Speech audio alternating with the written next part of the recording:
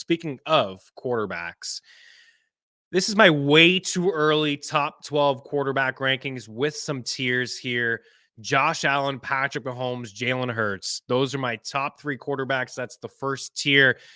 In years past, I'd say that I'm not a fan of drafting quarterbacks early. We're talking single quarterbacks, and Superflex is very different. These guys are going to go off the board early and often very, very quickly.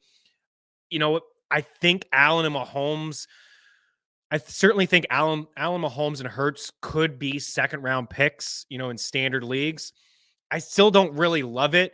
I liked where Hurts went last year, roughly quarterback 5 and 6. We had him as a top 5 quarterback, but he was getting drafted around quarterback 5 and 6. I thought that was like a great point to take him, like in the 5th round once you attack. Like for me, I actually don't mind going. We'll get into it with wide receivers like strategy. I really had a lot of success this year, kind of targeting wide receivers early, getting some alpha wideouts, maybe one running back, and then getting a rushing quarterback like a Jalen Hurts, kind of like treated as my RB1 as well as my quarterback, like my RB2 as well as my quarterback. Gives you a nice solid floor. Just having a rushing quarterback is it really does your fantasy team wonders, man. To have Allen, to have Hurts, to have Fields, a healthy Lamar, to have that rushing upside with these quarterbacks in case they have dud games. Like when Burrow has a dud game, we've seen Tom Brady before a couple of years ago, had like 2 fantasy points in a game, had like 34, in the following game. Just doesn't provide that same floor.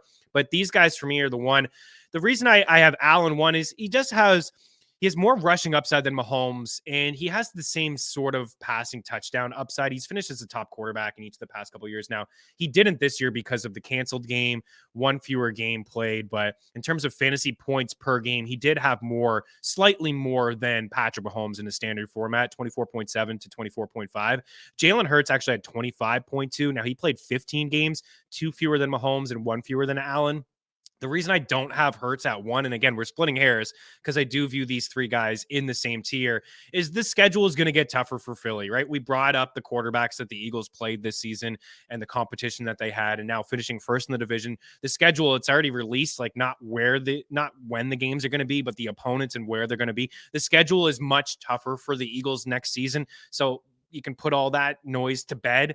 I think you can maybe put it to bed if they beat number 1 offense in football, having the number 1 pass defense. That'll be, the true test, right? The third ever matchup in the Super Bowl between number 1 passing offense, number 1 passing defense. But nonetheless, I have Hurts behind those guys because of the tougher matchup. But I think Allen and Mahomes will go first, and maybe there's a little bit of a discount on Hurts, maybe end of the second, early third. Nonetheless, they're all top tier, in my opinion. Then the next tier, I got Joe Burrow, Justin Fields, and Lamar Jackson in that tier. Now, Lamar Jackson averaged 19.7 fantasy points per game.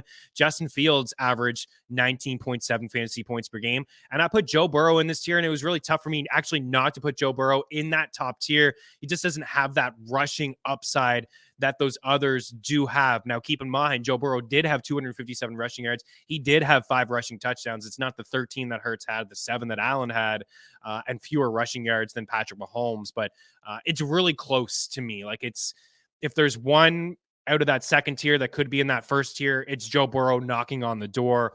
I'd be comfortable with taking him as my quarterback 1 after those first 3 go off the board. Justin Fields, we saw the upside from Justin Fields last season, or this past season, excuse me, the 1,100 rushing yards, the 8 rushing touchdowns. Now, he doesn't have a lot of passing yards. I mean, he only just over 2,000 passing yards, 17 passing touchdowns. But let's see what the organization does for him. Is it going to be like Josh Allen a couple years ago, when the Bills brought in Stephon Diggs and we saw the massive leap forward from Josh Allen? How about Jalen Hurts? How about the leap forward from Jalen Hurts? Really, like back to him for a second.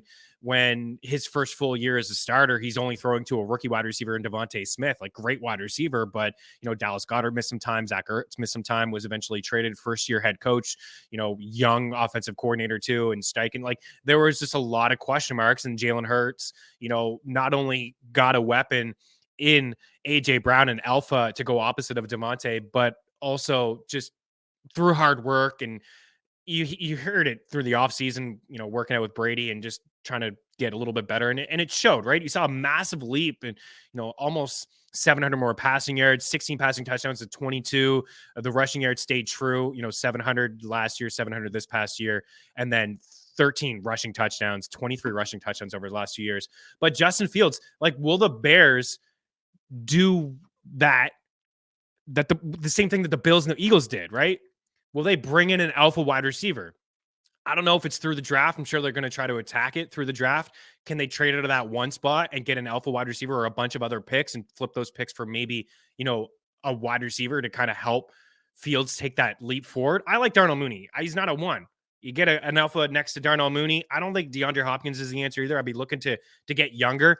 We had Dave Kluge on the show last week. He brought up a couple of really intriguing names: Brendan Ayuk, T. Higgins. Like, can they make a deal like that to bring in an alpha one opposite of Mooney, have Cole Kmet, and then have Justin Fields in there as well? But I give the benefit of doubt to Lamar, and who knows? Is he a member of the Ravens? Is he somewhere else? I would like him a lot more if he was somewhere else. If he was with the Jets and he had Garrett Wilson, Elijah Moore, Breece Hall, like, I would like him a lot more there. The Ravens haven't done anything to really help him out. They have the lowest wide receiver room in the NFL in terms of money spent. Like, they don't spend on guys. Like, Rashawn Bateman's a nice little player, hasn't been able to stay healthy. Other than that, like, who else? We talked heading into this year, Duvernay had the most catches of all time in the Ravens wide receiver room. Are you kidding me? What did they do to help him out midseason? What they brought Deshaun Jackson? That was their big move. Deshaun Jackson. Come on. Get some weapons for Lamar. He still has that nice rushing floor. Everyone says Lamar only throws to tight ends. He only has tight ends to throw the football to, right? Mark Andrews, Isaiah Likely. And then we saw with Huntley in there as well, right? Huntley going to the Pro Bowl. He threw three passing touchdowns this year. He's going Pro Bowl, though. Anyways, I think that Fields could take that step. He's in that tier with Lamar. Can we bring that up one more time? I know you have that up. It's like I'm like a talking head here for a little bit. I do appreciate you, Quan. So Herbert, I almost didn't have Herbert in that tier, but I Herbert and Lawrence, to me, very similar, honestly. I think that Herbert, I don't want to say that Herbert is overrated. I know a lot of people like Herbert, a lot of people on social media. I think Herbert's a fantastic quarterback. I really do. 16.4 fantasy points per game last year. Some time without Keenan Allen, some time without Mike Williams, right? New offensive coordinator, new blood. We'll see if he can get to another level. But I think Trevor Lawrence is already there. I think very similar. I think, I believe he's got more of a rushing upside. He averaged 17.4 fantasy points per game this past season, which is more than Justin Herbert. Only 291 rushing yards, but 5 rushing touchdowns for Herbert. Only 147 rushing yards, 0 rushing touchdowns. I think we could see Lawrence maybe take his game to another level with maybe more rushing yards. And keep in mind, this is going to be year 2 with Doug Peterson, year 3 as a starter. They're going to add Calvin Ridley to the squad. Calvin Ridley, Christian Kirk, Travis Etienne. They got some nice pieces. Evan Ingram looked like a nice signing they brought in, right? He had a great year. So can we argue there's maybe better weapons in Jacksonville than Los Angeles? Keenan Allen's getting a little bit older. Mike Williams can't really stay healthy. Eckler's still a GOAT. He's fantastic, but there's a lot happening there in Jacksonville. I would be comfortable leaving my draft and attacking this tier, right? I mean, don't get me wrong. I want those top few quarterbacks. Fields is like going to be this year's Hurts. You're going to get him in that where you got Hurts this past year and you could take that leap forward, but everyone's going to be on Fields. But like this tier here, which is kind of the end of tier 2 with Lamar and Herbert, it's like Burrow, Fields, Jackson, Herbert, Lawrence. Like that to me is a tier in its own. And maybe you can call it 2A, 2B with like Herbert and Lawrence. But I'd be really comfortable with Trevor Lawrence as my quarterback. I want to give him a lot of love here in this segment. Tua, say what you want about Tua. Health obviously is a big thing for Tua Tagovailoa.